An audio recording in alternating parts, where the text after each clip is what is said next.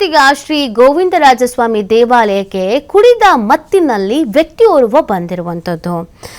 ವ್ಯಕ್ತಿಯೊಬ್ಬ ಪ್ರವೇಶಿಸಿ ಕೆಲ ಕಾಲ ಆತಂಕದ ವಾತಾವರಣ ಸೃಷ್ಟಿಯಾಗಿತ್ತು. ಅಲ್ಲಿ ಏಕಾಂತ ಸೇವೆಯ ನಂತರ ದೇವಾಲಯ ಮುಚ್ಚಿದ ಬಳಿಕ ಗೋವಿಂದರಾಜಸ್ವಾಮಿ ದೇವಾಲಯವನ್ನು ಪ್ರವೇಶಿಸಿದ್ದಾನೆ ಈ ವ್ಯಕ್ತಿಯನ್ನ ನಿಜಾಮಾಬಾದ್ನ ತಿರುಪತಿ ಅಂತ ಗುರುತಿಸಲಾಗಿದೆ.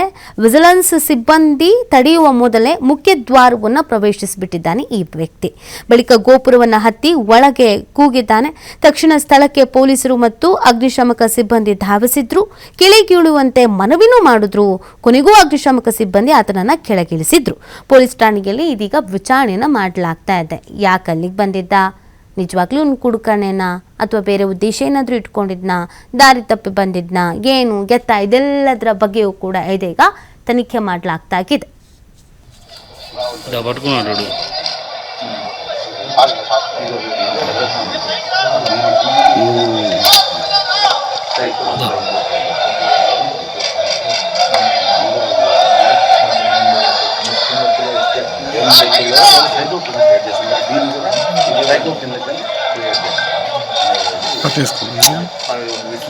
అంతవరకు లేను నేను పట్టుకున్నాడు.